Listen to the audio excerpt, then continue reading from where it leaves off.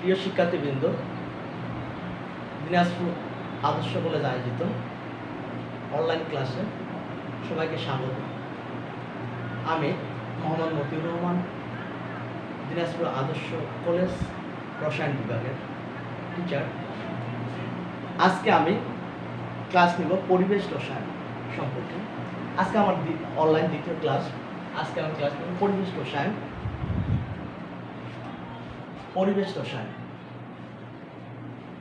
পরিবেশ রসায়নের গ্যাসের সূত্রসমূহ। এখানে বিজ্ঞানীরা গ্যাসের উপর পরীক্ষা নিরীক্ষা করে 4টি পরিবর্তনশীল ভৌত রাশি লক্ষ্য করেন। কি বললাম? বিজ্ঞানীরা গ্যাসের উপর পরীক্ষা নিরীক্ষা করে 4টি পরিবর্তনশীল ভৌত রাশি লক্ষ্য করেন। 4টি পরিবর্তনশীল ভৌত রাশিগুলো হলো মল সংখ্যা।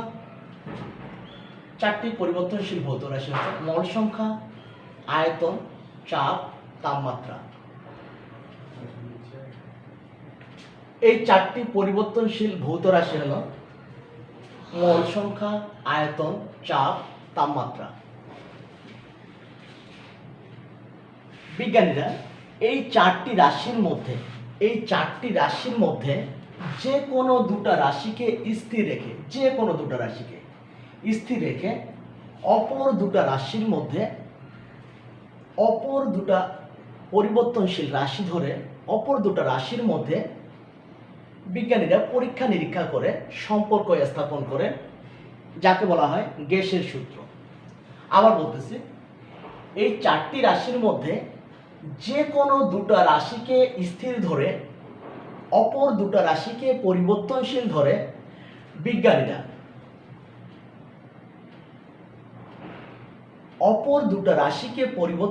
ধরে বিজ্ঞানীরা পরীক্ষা নিরীক্ষা করে পরিবর্তনশীল দুটা রাশির মধ্যে সম্পর্ক স্থাপন করেন, যাকে বলা হচ্ছে গ্যাসের সূত্র। এখন বলা হচ্ছে যে এই 4টি পরিবর্তনশীল রাশির মধ্যে এই 3টি মূল সম্পর্ক স্থাপন করেন। এই 4টি পরিবর্তনশীল রাশির মধ্যে 3টি মূল সম্পর্ক স্থাপন করেন। মূল সম্পর্কগুলো হলো বয়লের সূত্র, চার্লসের সূত্র, অ্যাভোগাড্রোর সূত্র। আর এই 3টি সূত্রের সমন্বয় এই 3টি সূত্রের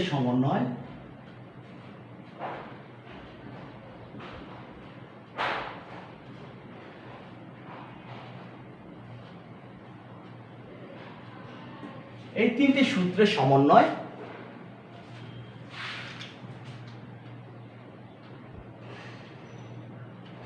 আদর্শ গ্যাসের সমীকরণ প্রতিষ্ঠিত হয়।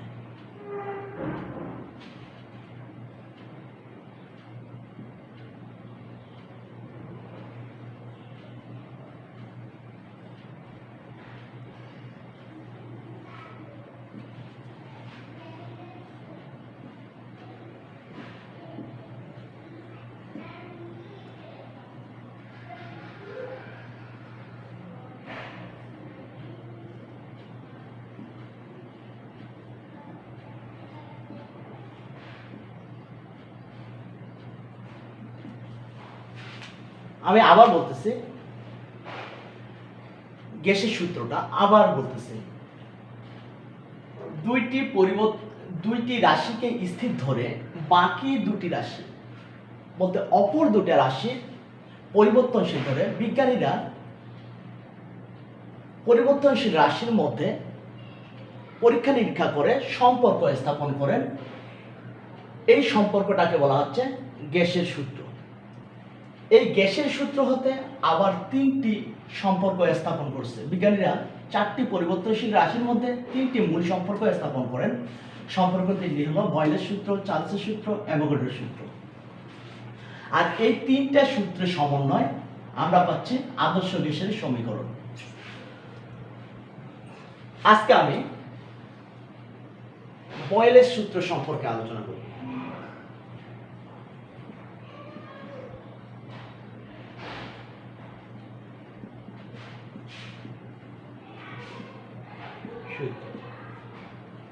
বয়লের সূত্র। বয়েল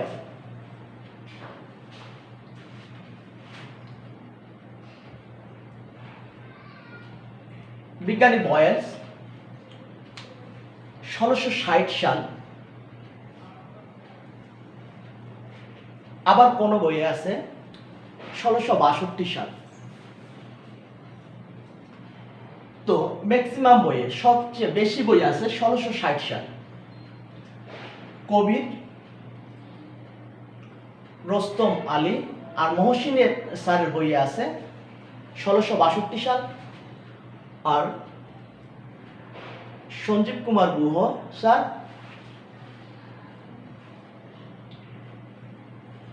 সরসকান্ত হাজারি স্যার এগুলা স্যারের বই আছে 1660 সাল। আমরা ধরলাম 1660 সালে বিজ্ঞানী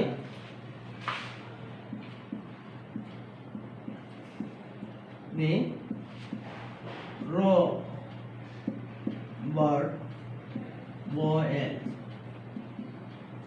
1660 সালে বিজ্ঞানী রবার্ট বয়েলস গ্যাসের আয়তন ও চাপের মধ্যে সম্পর্ক লক্ষ্য করলেন। লক্ষ্য করে দেখলেন যে গ্যাসের আয়তন এবং চাপের মধ্যে সম্পর্কটা হচ্ছে পরস্পরের বিপরীতধর্মী, যাকে বলা হয় বিপরীতধর্মী। কি লক্ষ্য করলেন? 1660 সালে বিজ্ঞানী রবার্ট বয়েল কি লক্ষ্য করছেন? গ্যাসের চাপ ও আয়তনের মধ্যে সম্পর্ক লক্ষ্য করলেন এবং দেখলেন যে তাদের ধর্মটা পরস্পর বিপরীতধর্মী। এই চাপ এবং আয়তন এই দুটির মধ্যে বিজ্ঞানী বয়েলস পরীক্ষা করে যে সম্পর্ক স্থাপন করেন সেটাকেই বলা হচ্ছে বয়েলসের সূত্র। এখন আমরা বয়েলের সূত্র পড়ব। বয়েলের সূত্র হচ্ছে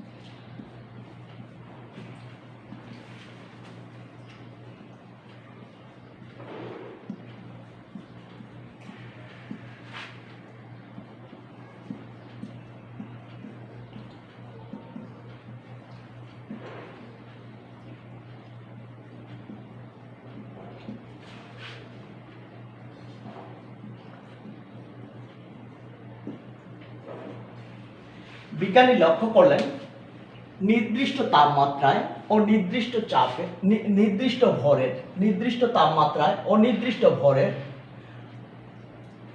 গ্যাসের আয়তন, এখানে আমরা একটু এই কথাটা দিই, কোন গ্যাসের আয়তন উহার উপর আরোপিত চাপের ব্যস্তানুপাতিক। আবার দেখো নির্দিষ্ট তাপমাত্রায় ও নির্দিষ্ট ভরের কোন গ্যাসের আয়তন উহার উপর আরোপিত চাপের ব্যস্তানুপাতিক। আমি আগেই বলছি এটা হচ্ছে গ্যাসের সূত্র। গ্যাসের সূত্রতে বলছি আমি চারটা রাশির মধ্যে যে কোনো দুটা রাশিকে আমরা স্থির ধরবো। যেমন দেখো মোল সংখ্যা এবং তাপমাত্রা এখানে স্থির ধরে কাকে পরিবর্তনশীল ধরা হয়েছে? চারটা রাশির মধ্যে যে কোনো দুটো রাশিকে আমরা স্থির ধরে বাকি দুটো রাশি অর্থাৎ অপর দুটো রাশিকে পরিবর্তনশীল ধরে বিজ্ঞানীরা যে সম্পর্ক স্থাপন করে তাকেই বলা হচ্ছে গ্যাসের সূত্র। তাহলে দেখো এখানে দুটো রাশি স্থির, তাপমাত্রা এবং কি আছে নির্দিষ্ট ভর। এইখানে তো আবার মোল সংখ্যা নাই, এইখানে এই জায়গাটাতে আমরা লক্ষ্য করি নির্দিষ্ট ভর আছে, তাপমাত্রা আছে বা এই রাশিটা আছে, কিন্তু এইখানে ভর আছে। ভরের মধ্যে আমরা পাই মল সংখ্যা, তাহলে কে স্থির হয়ে গেল? মল সংখ্যা। ভরের মধ্যে লুকায়িত আছে মল সংখ্যা, তার মানে আমরা পাইলাম নির্দিষ্ট তাপমাত্রা নির্দিষ্ট ভর। তার মানে এই রাশি আর এই রাশি স্থির, এই দুটো রাশি স্থির, বাকি দুটো রাশি পরিবর্তনশীল ধরে বিজ্ঞানী সম্পর্ক স্থাপন করলেন কে? Robert boil. কত সালে? 1660 সালে। 1660 সালে রবার্ট বয়েল সম্পর্ক স্থাপন করলেন যে নির্দিষ্ট তাপমাত্রা ও নির্দিষ্ট ভরের কোন গ্যাসের আয়তন উহার উপর আরোপিত চাপের ব্যস্তানুপাতিক। আরোপিত চাপের ব্যস্তানুপাতিক। আমরা এবার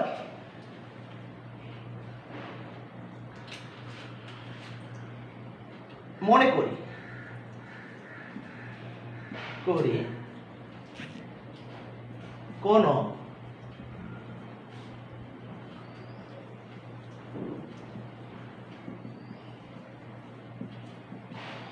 কোন ভি এবং গ্যাসের চাপ পি। সম্পর্ক হচ্ছে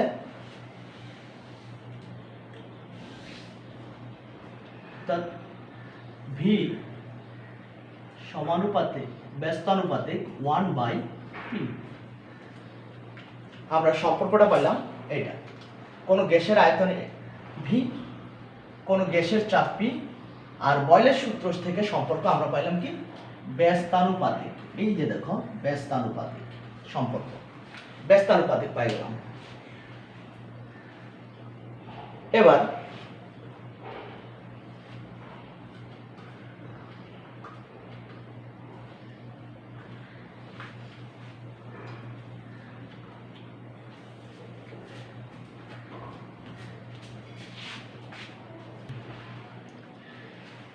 বয়লের সূত্রটা নির্দিষ্ট তাপমাত্রায় ও নির্দিষ্ট ভরে, নির্দিষ্ট তাপমাত্রা ও নির্দিষ্ট ভরের কোন গ্যাসের আয়তন উহার উপর আরোপিত চাপের ব্যস্তানুপাতিক।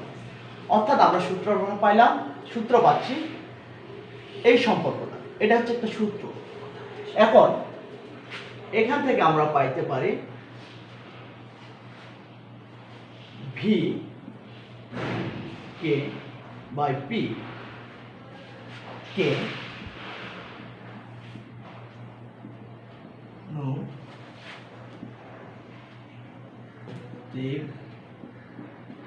ধ্রুব।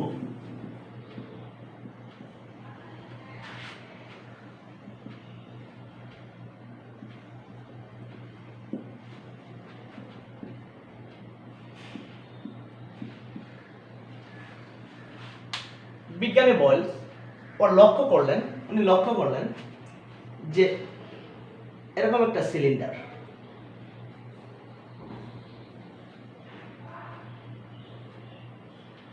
এই সিলিন্ডারে যখন চাপ প্রয়োগ করলেন P1, তখন আয়তন ছিল V1।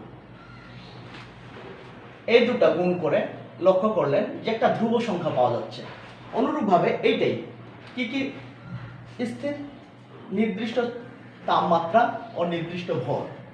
এই যে নির্দিষ্ট তাপমাত্রা নির্দিষ্ট ভরে এই গ্যাসটাকেই, এই সিলিন্ডার গ্যাসটাকেই আবার উনি চাপ প্রয়োগ করলেন, এইখান থেকে আমরা স্থানান্তর করলাম। আবার চাপ প্রয়োগ করতেছি আমরা,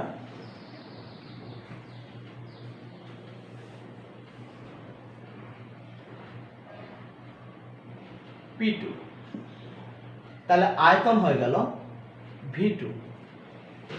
এই ক্ষেত্রে এইটাকে গুণ করে আবার একটা ধ্রুব সংখ্যা পেলেন, তার মানে P2 V2 সমান হচ্ছে K, আবার পাচ্ছি P1 V1 সমান হচ্ছে K। অনুরূপভাবে যখন আমরা করতে আসি, এটাকে যখন চালাই যাব এই ধরনের কাজ, তখন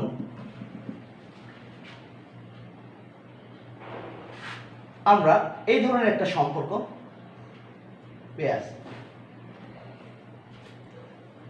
সব সময়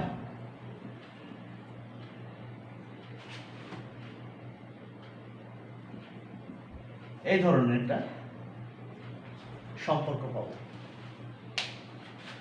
যখন আমরা নির্দিষ্ট তাপমাত্রায় ও নির্দিষ্ট ভরে কোনো গ্যাসের উপর যখন আমরা চাপ প্রয়োগ করব, একবার চাপ প্রয়োগ করলাম, সে সময় আয়তন পাবো, ওই আয়তনটাকে গুণ করব, যে মান বাইরে হবে ওই গ্যাসটাকে আবার আমরা চাপ প্রয়োগ করব, আবার একটা আয়তন পাওয়া যাবে, ওই আয়তনটা গুণ করলে আবার একটা ধ্রুব সংখ্যা হবে। আবার যদি এরকম আবার যদি এইভাবে আমরা চাপ প্রয়োগ করি P3, আবার তাহলে আয়তন পাবো V3, আবার P3 V3 গুণ করলে আমরা একটা ধ্রুব সংখ্যা পাবো। করলে এরকম একটা সম্পর্ক পাওয়া যাবে এই ধরনের। বয়েল লক্ষ্য করলো। তাহলে আমরা বয়েলের গ্রাফগুলা দেখব। বয়েলের সূত্র গ্রাফ।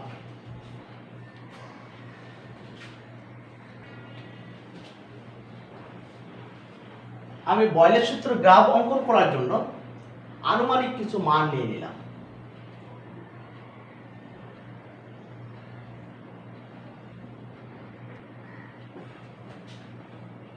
আমি বয়েলের সূত্র মান নেওয়ার জন্য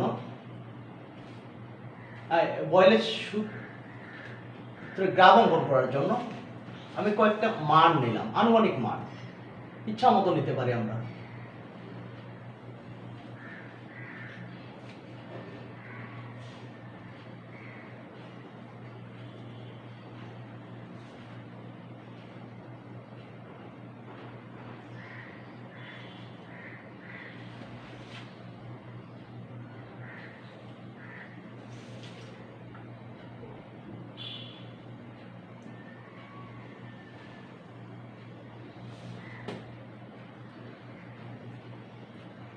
এখানে নিলাম P V 1/P আর PV।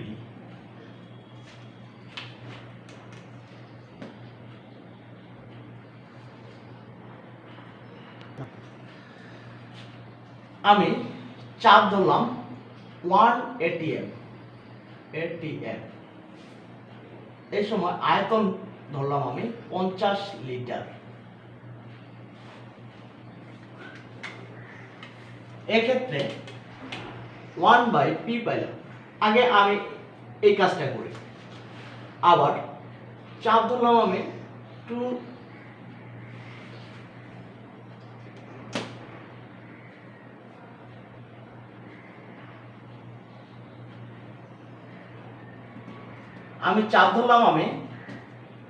atm। তাহলে আয়তন হলো 25 লিটার।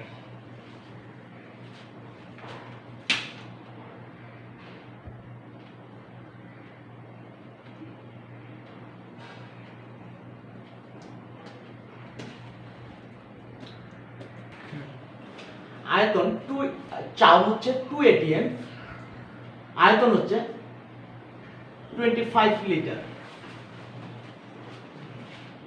তারপর আমরা চাপ ধরলাম 3 atm, আয়তন হচ্ছে কত? 16.66 লিটার। তারপর চাপ ধরলাম আমরা 4 atm, তাহলে আমাদের আয়তন হচ্ছে কত? 5 লিটার। তারপর ধরলাম আমি 5 atm, আয়তন হচ্ছে কত? 10 লিটার। আমরা বয়েলের সূত্রে যদি এই সম্পর্কটা স্থাপন করি, P বনাম V, বয়েলের সূত্রে কি সম্পর্ক স্থাপন করলাম? V বনাম P।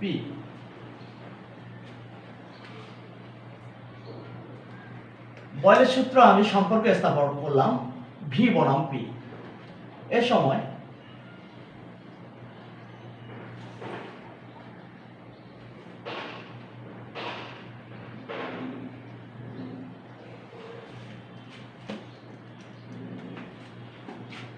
দেখো পি কে আমরা এক্স অক্ষ বরাবর আমরা স্থাপন করলাম, ভি কে আমরা ওয়াই অক্ষ বরাবর স্থাপন করলাম, এক্স আর ওয়াই। পি কে আমরা স্থাপন করলাম এক্স অক্ষ বরাবর আর ভি কে স্থাপন করলাম ওয়াই অক্ষ বরাবর। এইবার যদি আমরা ভি বনাম পি লেখচিত্রে যদি আমরা এই মানগুলো আমরা এই গ্রাফ কাগজে স্থাপন করি তাহলে আমাদের একটা সম্পর্ক পাওয়া যাবে। সম্পর্কটা কেমন হবে আমরা লক্ষ্য করি। লক্ষ্য কি করব, দেখো যখন চাপ 1 ATM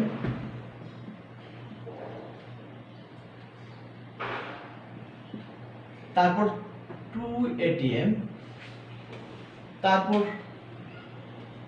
3 তারপর 4 তারপর 5 আবার আয়তন আমরা পাচ্ছি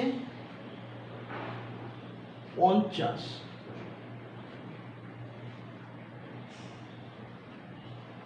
তারপর 25 তারপর 16 তারপর 12 তারপর পাচ্ছি আমরা 10।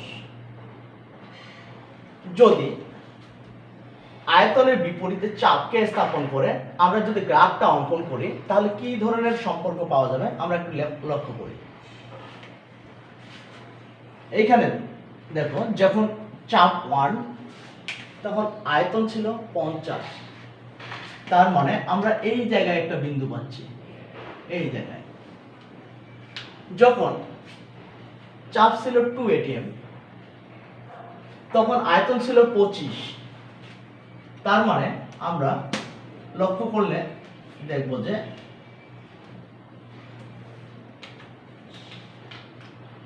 এই জায়গায় একটা আমরা বিন্দু পাচ্ছি, এই জায়গায়। আবার যদি চাপ যখন 3 তখন আয়তনের দিকে লক্ষ্য করি তাহলে আমরা এই জায়গায় একটা বিন্দু পাচ্ছি, এই জায়গায়। আবার যদি চাপ যখন 4 তখন আয়তন হচ্ছে, তখন আমরা এই জায়গায় একটা বিন্দু পাচ্ছি। যখন চাপ যখন 5 আয়তন তখন হচ্ছে 10 লিটার, তখন আমরা এই জায়গায় একটা বিন্দু পাচ্ছি। তাহলে এই বিন্দুগুলোকে আমরা যদি সংযোগ করি, এই যে সংযোগ করে দিলাম,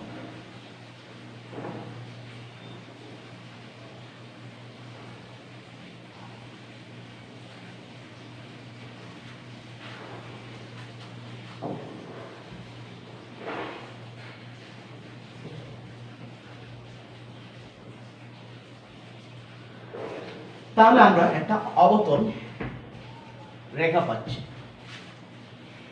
আমরা বয়েলের সূত্রে প্রথম পড়ছি তাপমাত্রা স্থির। তাহলে এই গ্রাফটা অঙ্কন করা হয়েছে কি স্থির, এখানে ডেল্টা টি অর্থাৎ তাপমাত্রা স্থির। যেহেতু একই তাপমাত্রায় তাহলে এই রেখাটা শুধুমাত্র স্থির তাপমাত্রায় পাওয়া গেছে না, অর্থাৎ প্রত্যেকটা জায়গায় যতগুলা পরীক্ষা করছি আমরা পরীক্ষা করে চাপ আয়তন বাই করছি সবগুলার তাপমাত্রা কিন্তু একটাই। তাহলে এইটাকে এই রেখাটাকে আমরা কি বলতে পারি, সমতাপীয় রেখা। এই রেখাটাকে আমরা বলতে পারি সমতাপীয় রেখা বা আইসোথার্মাল। আমি মনে করলাম যে এইখানে তাপমাত্রাটাকে T1 ধরলাম, তারপরে যদি তাপমাত্রাটাকে আমি T2 ধরি, তারপরে তাপমাত্রাকে আমি যদি T3 ধরি, তাহলে T1 এর চেয়ে T2টা বড়, তাহলে এই ক্ষেত্রে এরকম একটা গ্রাফ পাওয়া যাবে। T2 চেয়ে T3 বড়, তাহলে এরকম একটা গ্রাফ পাওয়া যাবে। এটা আমরা লক্ষ্য করলাম। এটা কি গ্রাফের সময়? ভি বনাম পি লেখচিত্রের সময়, বয়েলের ভি বনাম পি লেখচিত্রের সময়। এইবার আমরা আরেকটা গ্রাফ লক্ষ্য করব। আরেকটা গ্রাফ কি লক্ষ্য করব দেখি।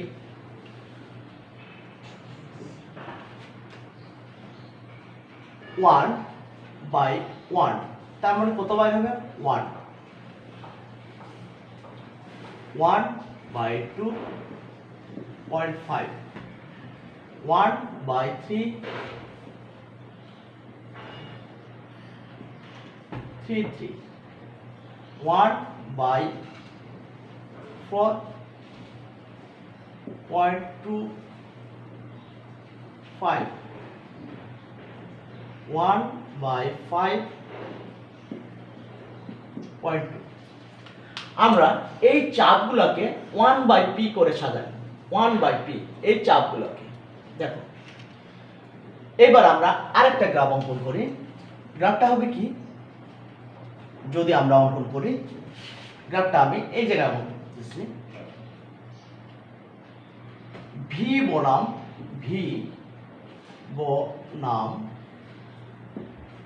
1 বাই পি লিখছি। তাহলে আমরা একটু লক্ষ্য করি।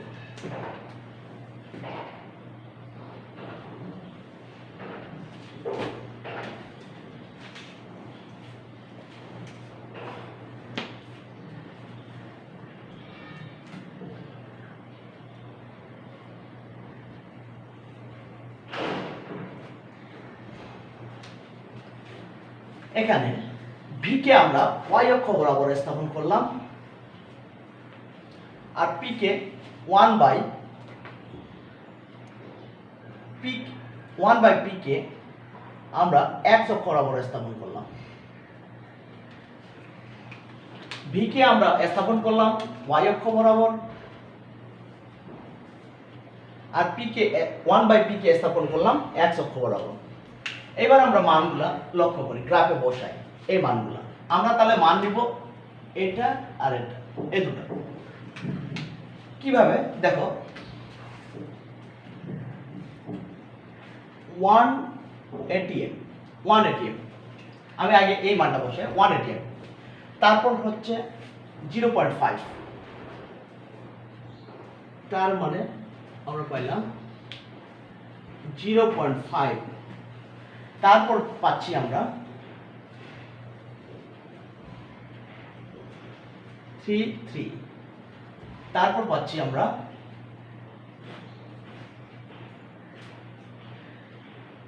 0.25, তারপর পাচ্ছি আমরা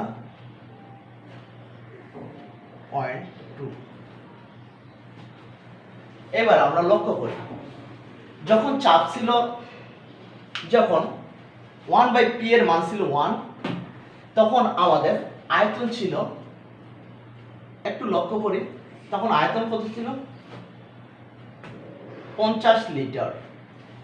তাহলে আমরা যদি এইখান থেকে একটা লম্ব, এখান থেকে লম্ব টানি, তাহলে আমরা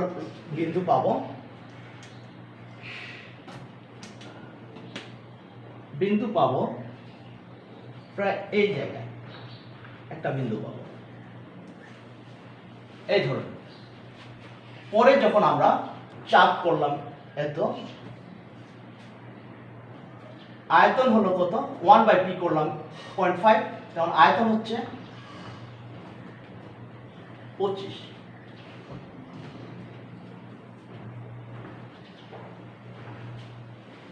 তাহলে এই ক্ষেত্রে আমরা এই জায়গায় একটা রেখা পাবো,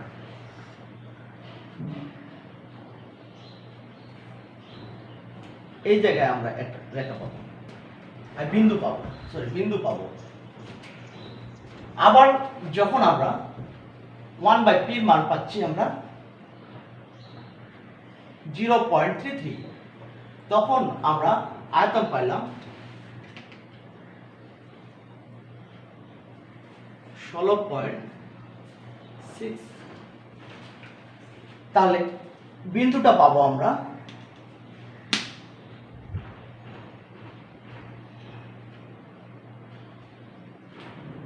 এই যে যখন আমরা কি পাচ্ছি 1/p এর মান পাচ্ছি এটা, তখন আয়তন পাচ্ছি আমরা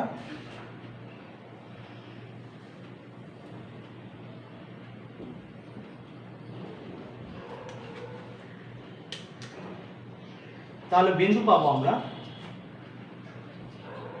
এই যে যখন আমরা 1/p এর মান পাচ্ছি এটা, তখন আয়তন পাচ্ছি আমরা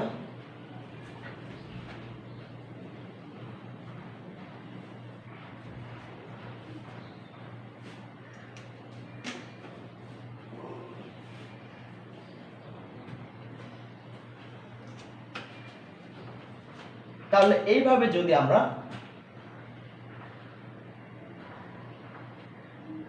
বিন্দুগুলোকে সংযোগ করি তাহলে আমরা একটা মূল বিন্দুগামী রেখা পাবো।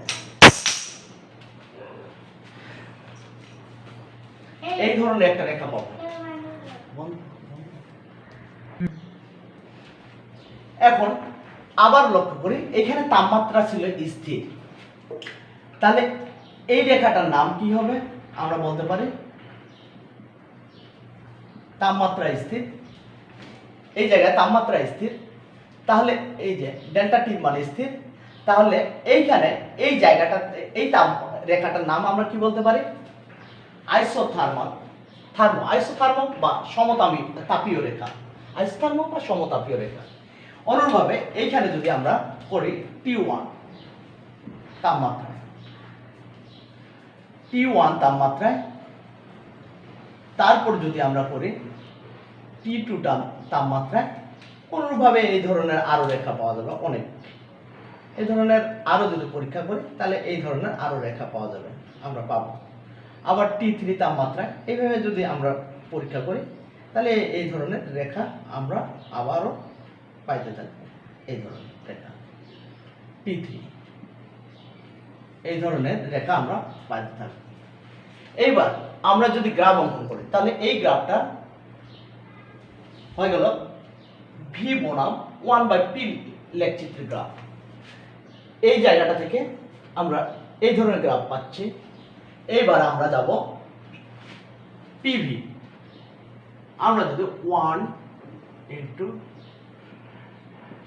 50 লিটার 2 × 25 তার মানে হচ্ছে 50, 3 × 6 6 50, 4 50 50 কাটছ।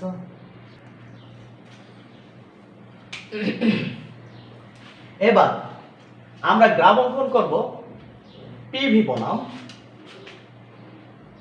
PV বনাম P।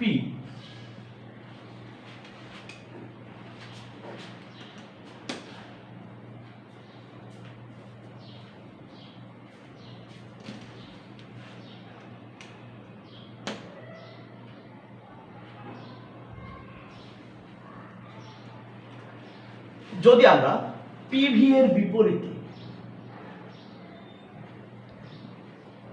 PV P লক্ষ্য করে PV কে y অক্ষ বরাবর স্থাপন করছে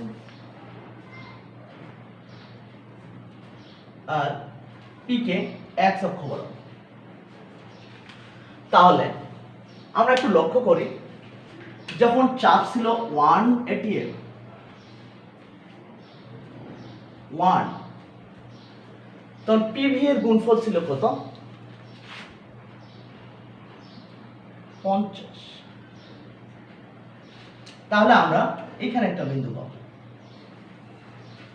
আবার লক্ষ্য করি চাপ যখন 2 তখন PV এর গুণফল কত পাইছে? পাওয়া গেছে 2। আবার যখন 3 তখন আমরা আবার পাচ্ছি 3 50 2 3 আবার অর্থাৎ 4 5। তাহলে এই ভাবে আমরা যদি রেখাটাকে বিন্দুগুলোকে সংযোগ করে দিই তাহলে আমরা কি পাচ্ছি, একটা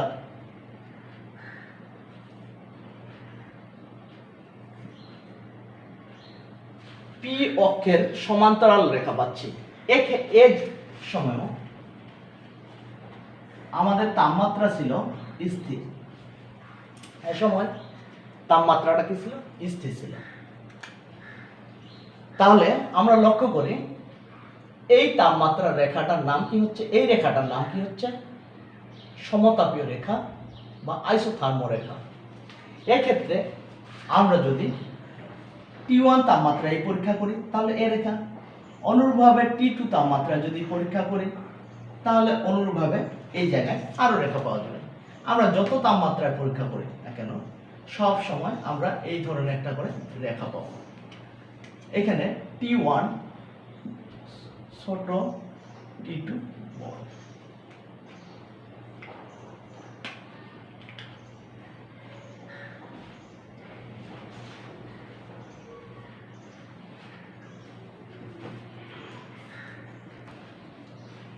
একটি ফ্লাক্সে এবার বয়লের সূত্র থেকে গণিত করব আমরা। একটি ফ্লাক্সে 10 atm চাপে 50 লিটার হাইড্রোজেন গ্যাস ভর্তি আছে। তাহলে কি আছে, মনে করো এরকম একটা সিলিন্ডার,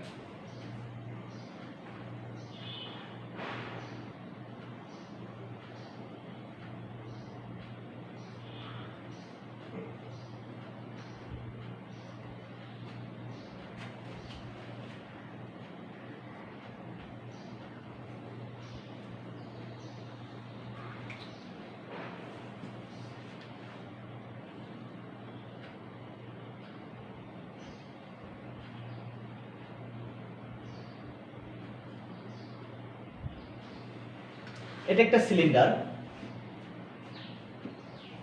এই সিলিন্ডারে 10 atm চাপে, চাপ কত আমাদের 10 atm। এই সিলিন্ডারের চাপ কত আছে 10 atm। কি গ্যাস ভর্তি আছে, হাইড্রোজেন গ্যাস। এই সিলিন্ডারে আমরা হাইড্রোজেন গ্যাস ভর্তি করে দিচ্ছি, অর্থাৎ হাইড্রোজেন গ্যাস। আয়তন কত সিলিন্ডারটার, আয়তন হচ্ছে আমাদের 50 লিটার। এখন এই সিলিন্ডারে আমরা দেখলাম যে 10 atm চাপে 50 লিটার হাইড্রোজেন গ্যাস ভর্তি আছে, এই সিলিন্ডারটা ভর্তি করা আছে। এখন আমাদের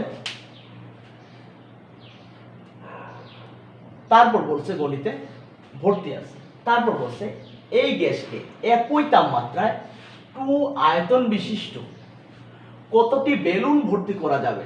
2 আয়তন বিশিষ্ট কতটি বেলুন ভর্তি করা যাবে, যেখানে বেলুনের চাপ হচ্ছে কত 2 atm। তাহলে বেলুনের চাপ হচ্ছে কত 2 atm। তাহলে অঙ্কটা আমরা করব কিভাবে, কোন পদ্ধতিতে করব, কিভাবে করব, আমরা একটু লক্ষ্য করি। আবার একটা ফ্লাক্সে 10 atm চাপে 50 লিটার গ্যাস ভর্তি আছে। আমরা দেখো এই যে একটা ফ্লাক্সে 10 atm চাপে 50 লিটার হাইড্রোজেন গ্যাস ভর্তি আছে। দেখো তারপর বলছে 2 আয়তন বিশিষ্ট। তাহলে আয়তনকে আমরা কল্পনা করব না, কারণ আমাদের চাপ কমছে। এখানে আমরা একটু লক্ষ্য করি, চাপ কমছে, তার মানে 2 আয়তন বিশিষ্ট কতটি বেলুন বলছে।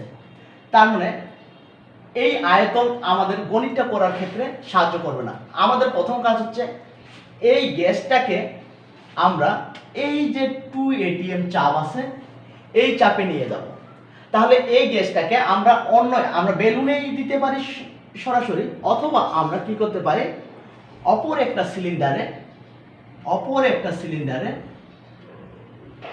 আমরা অপর একটা সিলিন্ডারে কি করতে পারি, 2 atm চাপে অপর একটা সিলিন্ডারে আমরা কি করে নিতে পারি, 2 atm চাপে গ্যাসটাকে নিয়ে নিতে পারি। 2 atm চাপে এই যে অপর একটা সিলিন্ডারে নিয়ে নিলাম গ্যাসটাকে। নিলে এই জায়গায় আমাদের এই সিলিন্ডারটার আয়তন কত হবে, এই জায়গায় এইটা আমাদের কত। তাহলে আমরা দেখলাম যে এই জায়গায় পাচ্ছি প্রথম আয়তনটা পাচ্ছি আমরা V1 সমান হচ্ছে 50 লিটার, P1 পাচ্ছি আমরা কত, তাহলে এখানে 10 atm। আর এইখানে আমরা দেখো এইখানে আমি 2 atm করলাম কেন, কারণ বেলুনের চাপ হচ্ছে কত, 2 atm। তাহলে আমরা সরাসরি বেলুনে দিতে পারি অথবা অন্য একটা 2 atm সিলিন্ডারে আমরা নিতে পারি। তাহলে আগে 2 atm সিলিন্ডারে আমি কল্পনা করলাম, অঙ্কটা সহজ ভাবার জন্য আমি কল্পনা করলাম যে 2 atm চাপে আমি নিয়ে নিলাম গড়িটাকে, কত atm চাপে, 2 atm চাপে। তাহলে P2 সমান পাচ্ছি আমরা 2 atm চাপ পাচ্ছি। এই 2 atm চাপ, এখন আমরা একটু লক্ষ্য করি, বয়লের সূত্র পড়ছি, চাপ বাড়লে আয়তন কমে, চাপ কমলে আয়তন বাড়বে। তার মানে নিশ্চয়ই এখানে আয়তন কি হবে, বাড়বে, বেশি হবে। এখন কতটুকু বেশি হয়েছে এটা আমাদের জানার প্রয়োজন, অর্থাৎ এইখানে আমরা বাইর করব V2 ওয়াট। তাহলে আমরা পাচ্ছি এখানে পাইলাম, এখানে V1 পাচ্ছি 50 লিটার, P1 পাচ্ছি 10 atm, P2 পাচ্ছি 2 atm, V2 ওয়াট।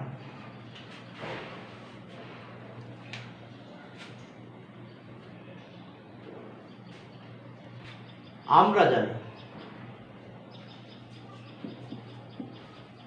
জানি V2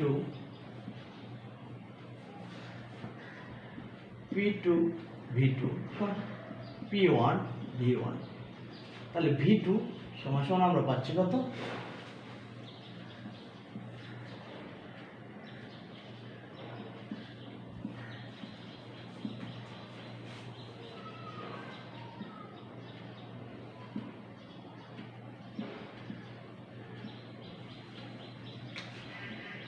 দেখো চাপ কমে গেছে, আয়তন বাড়ে গেছে। আমরা এখন অঙ্কে যাই, এত আয়তন বিশিষ্ট কতটি বেলুন, তার মানে প্রতিটি বেলুনের আয়তন কত, 2। তাহলে আমরা লক্ষ্য করি 2 লিটার হাইড্রোজেন H2 গ্যাসে ভর্তি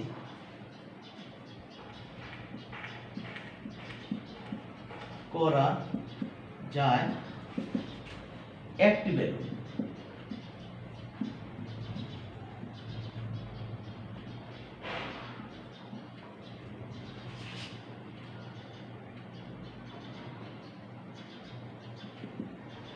অর্থাৎ 1 লিটার হাইড্রোজেন গ্যাসে ভর্তি করা যায় কয়টি বেলুন, 1/2 টি বেলুন।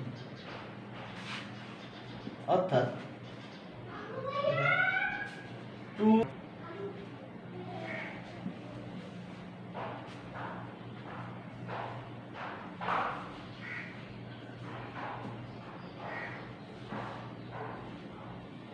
অর্থাৎ 125টি বেলুন।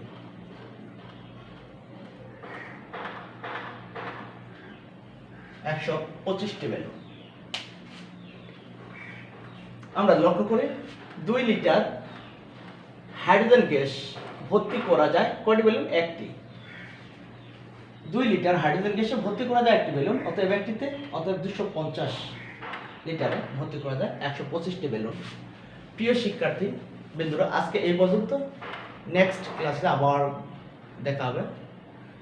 ভালো থাকো সবাই, দোয়া করি সবাই পরিজন নিয়ে ভালোই থাকো, পরিবার পরিজন নিয়ে ভালোই থাকো, দোয়া করি।